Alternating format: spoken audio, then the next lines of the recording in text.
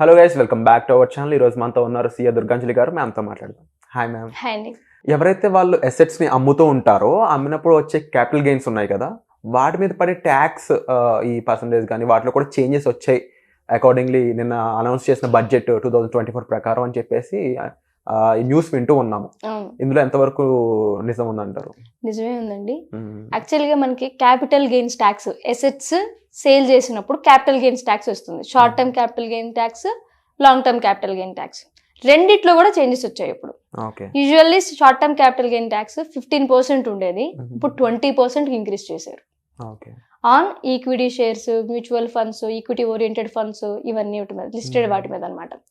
యూజువల్గా ఏంటి ఎందుకు చేంజ్ చేశారు అంటే అనాలిసిస్ చూసుకుంటే రీసెంట్గా F&Oకి ఎక్కువ యూత్ అట్రాక్ట్ అయ్యి వాటిని చేస్తూ ఇబ్బందులు పడుతూ వాటిని రిస్ట్రిక్ట్ చేద్దామన్న ఉద్దేశం అయి ఉండొచ్చు. మరి ట్యాక్స్ రేటు పెంచడం అనేది అది కూడా సడన్గా నిన్నటి నుంచి అంటే జూలై 23rd నుంచి ఏదైతే మనం ట్రాన్సాక్షన్స్ చేస్తామో బిఫోర్ చేసే వాళ్ళకి 15%, తర్వాత ఏవైతే ట్రాన్సాక్షన్స్ సేల్ చేస్తామో షార్ట్ టర్మ్ క్యాపిటల్ గెయిన్స్ దాని మీద 20% ఇప్పుడు అనేది ట్యాక్స్ పడుతుంది. అంటే ఫ్యూచర్ అండ్ ఆప్షన్స్ లో రిస్క్ ఉంది ఎక్కువ, దాన్ని తగ్గించడం కోసం ఇలా చేశారు.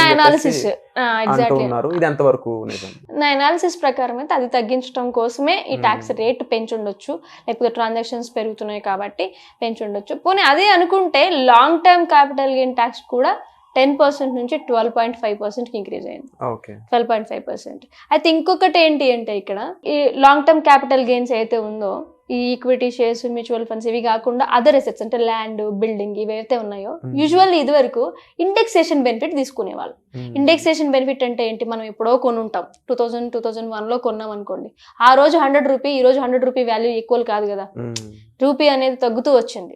అంటే ఆ రోజు 100 రూపీస్ అంటే ఈ రోజు 300 రూపీస్, అది తగ్గింది అనకూడదు, వాల్యూ తగ్గిందని అనాలి. అదేంటి 100 రూపీస్ ఇప్పుడు 300 రూపీస్ అంటే పెరిగింది అనుకుంటారు, దాని వాల్యూ తగ్గింది. ఇప్పుడు అర్థమైంది. ఆ ఇన్ఫ్లేషన్ రేట్ని రిఫ్లెక్ట్ చేస్తూ ఇండెక్సేషన్ బెనిఫిట్ తీసుకొని ఆ ప్రైస్ని డిడక్ట్ చేసి గెయిన్ క్యాల్కులేట్ చేసేవాళ్ళు.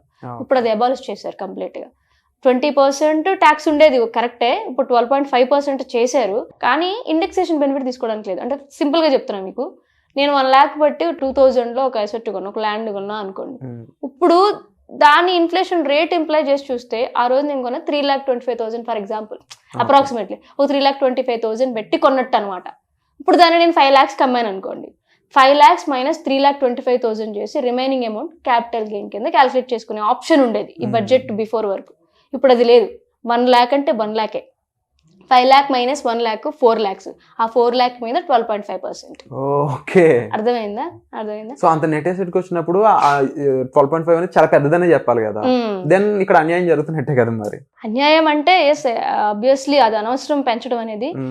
12.5% అనేది ఇంక్రీజ్ చేయడం అనేది నాట్ బెనిఫిషియల్. అనవసరం అని నేను చెప్పలేనులే కానీ అది గవర్నమెంట్, నేను ఎలా చెప్తాను, not beneficial to the long term asset holders, వాళ్ళు ఉంచుకున్న వాళ్ళకి. ప్రీవియస్ ఎపిసోడ్ లో కూడా మీరు ఒకటి మెన్షన్ చేశారు, ఇక్కడ రీసెర్చ్ మాది, అనాలిసిస్ మాది, కష్టపడేది మేము, వర్క్ యాక్షన్ మొత్తం మాది, as a sleeping partner government మేము ఇస్తున్నట్టే కనిపిస్తుంది తప్ప. యాక్చువల్లీ ఇంకొక విషయం నేను చెప్పాలనుకున్నది ఏంటి అంటే, గవర్నమెంట్ కి ఇస్తున్నాము అంటే కంప్లీట్లీ మనం కంప్లీట్లీ కూడా గవర్నమెంట్ కి ఏదో చారిటీ చేస్తున్నట్టు కాదు. ఇంకొకటి ఏంటి అంటే, గవర్నమెంట్ ఆ ఫండ్స్ ని యూజ్ చేస్తుంది పర్టికులర్, కంప్లీట్లీ అలా చెప్పకూడదు. కానీ సాలరీడ్ ఎంప్లాయీస్కో లేకపోతే ఎసెట్ హోల్డర్స్కో మరీ ఎంత ఇంక్రీజ్ ఆఫ్ పర్సంటేజ్ అనేది not justifiable.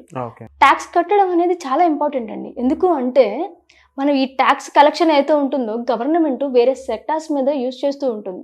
For example military, ఈ ఫోర్స్ మీద, ఇవన్నీ ట్యాక్స్ నుంచే వెళ్తాయి వాళ్ళకి. పర్టికులర్ మనకి ఈ ట్యాక్స్ సిస్టమ్ స్ట్రాంగ్గా ఉంది కాబట్టి మనం ఓన్ మిలిటరీని ఇంత స్ట్రాంగ్గా మెయింటైన్ చేయగలుగుతాం. చాలా కొన్ని చిన్న చిన్న దేశాలు, వాటికన్ సిటీ, మొనాకో, ఆండోరా అలాంటి చిన్న చిన్న దేశాలు, కొన్ని కొంచెం మీడియం సైజ్ దేశాలే, అట్లాంటి వాటికి ఓన్ మిలిటరీ లేదు తెలుసా. వాళ్ళ మిలిటరీ కోసం, వాళ్ళ దేశ సంరక్షణ కోసం వేరే దేశాల మీద డిపెండ్ అవుతారు. రష్యా, స్విట్జర్లాండ్ అట్లా వేరే దేశాల మీద డిపెండ్ అవుతారు. మనం అలా వేరే దేశం మీద డిపెండ్ అవ్వకుండా మనమే ఓన్ మిలిటరీని చేస్తున్నాం అంటే one of the tax structure అనేది one of the main reason. So tax structuring కంప్లీట్గా అదేమి మనం చారిటీ ఇస్తున్నట్టు లేకపోతే కాదు, మన దేశాన్ని మనమే రక్షించుకుంటున్నాం. కాకపోతే సాలరీడ్ ఎంప్లాయీస్ పాపం ఎక్కువ కంట్రిబ్యూట్ చేస్తున్నారు. వాళ్ళ ఫ్యామిలీస్ ఎవరైనా కొంచెం వాళ్ళ ఫ్యామిలీస్ వాళ్ళు చూసుకునే కదా తర్వాత చూడాలనుకుంటారు. బట్ నిజం చెప్పాలంటే శాలరీడ్ అక్కడే మిలిటరీ వాళ్ళు ఎలా అయితే దేశాన్ని మనకు రక్షిస్తున్నారో ఇక్కడ శాలరీడ్ ఎంప్లాయీస్ ఇండైరెక్ట్ గా వాళ్ళని కూడా అలాగే పోషించి రక్షిస్తున్నారు అని చెప్పుకోవాలి నిజం చెప్పాలంటే. అంటే రైట్ఫుల్ థింగ్ అనేది ఒకటి ఉంటుంది కదా, ఎస్ ఎస్ దానికి తగ్గట్టు ప్రాపర్ మెజర్మెంట్స్ ప్రాపర్ క్రైటీరియా ఉంటుంది. బట్ ఇక్కడ అది మీట్ అవ్వట్లేదు అనేది మెయిన్ పాయింట్. అవును అవును యాక్చువల్లీ అవును. ఇప్పుడు పెరుగుతున్న ఇన్ఫ్లేషన్, పెరుగుతున్న ఈ రేట్స్ ఇవన్నీ కంపేర్ చేసుకుంటే వీళ్ళకి నిజంగానే ఎక్కువ ట్యాక్సే కడుతున్నారని చెప్పుకోవాలి. సో దట్ మనకి ఏంటంటే ఆల్రెడీ ఇందాక చెప్పుకున్నట్టు long term capital gain tax indexation benefit, అది ఇక్కడ చిన్న కండిషన్ కాదు, చిన్నది ఏంటి అంటే ఇదివరకు ఇండెక్సేషన్ బెనిఫిట్ ఉండేది, ఇప్పుడు లేదు, అబాలిష్ చేశారు. ఇప్పుడు కంప్లీట్ గా 12.5% on other assets like land, building ఇట్లాంటి వాటి మీద. ఇక్కడికి చిన్న అనాలిసిస్ ఏంటంటే ఇది ఎవరికి యూజ్ అవుతుంది అంటే 8 times కంటే ఎక్కువ యూజ్ మీన్స్ 8 times. ఇప్పుడు నేను ఎసెట్ పర్చేస్ చేసి 1 lakh, నేను దాన్ని 8 lakhs అమ్మితేనే ఓల్డ్ ట్యాక్స్ న్యూ ట్యాక్స్ ఎప్పుడు బ్రేక్ ఈవెన్ అవుతుందంటే నేను ఎసెట్ ని 8 times కంటే ఎక్కువ 8 times దగ్గర నేను సేల్ చేశాను అంటే అక్కడ old tax new tax break even అవుతుంది. అండ్ ఆల్సో ఈ long term capital gain, short term capital gain, TDS కూడా ఇలాగే ఉంటుందండి. టీడీఎస్ కూడా 10%, ఇదివరకు 15% ఉంటే 20% టీడీఎస్ రేట్ పెరుగుతుంది. ఇప్పుడు 10% టీడీఎస్ నుంచి 12.5% లాంగ్ టర్మ్ క్యాపిటల్ గెయిన్ అమ్మినప్పుడు. సో ఈ టీడీఎస్ పర్సెంటేజ్లు కూడా చేంజ్ అయ్యాయి అనమాట. సరే ఇప్పుడు long term capital gain, short term capital gain. Short term capital gain tax పెంచారు అంటే సరే లాంగ్ టర్మ్ ఎంకరేజ్ చేస్తున్నారు అనుకోవచ్చు, కానీ లాంగ్ టర్మ్ మీద కూడా ఎంకరేజ్ చేశారు. That's the problem. So holding period కూడా చేంజ్ అయింది. హోల్డింగ్ పీరియడ్ ఇదివరకు షార్ట్ టర్మ్ క్యాపిటల్ గెయిన్ కి హోల్డింగ్ పీరియడ్ డిఫరెంట్ ఉండేది. ఇప్పుడు 12 months, మోర్ దాన్ 12 months అయితే లాంగ్ టర్మ్ అయిపోతుంది. అదర్ అసెట్స్ కి అయితే 24 months ఇంక్రీజ్ అయితే కనుక, హోల్డింగ్ పీరియడ్ ఇంక్రీజ్ అయితే కనుక లాంగ్ టర్మ్ అయిపోతుంది అంతే. సో ఇద్దరి మీద పెంచి దాన్ని ఒకరికి బెనిఫిషియల్ గా చెప్పడం కూడా కరెక్ట్ పాయింట్ కాదు. సో ఎటువంటి డెసిషన్స్ ఎటువంటి విధంగా ఇంపాక్ట్ అవుతున్నాయని మనం ఫ్యూచర్ లో తెలుసుకుంటాం కాబట్టి, so let's wait and see. Thank you so much for the information. Thank you.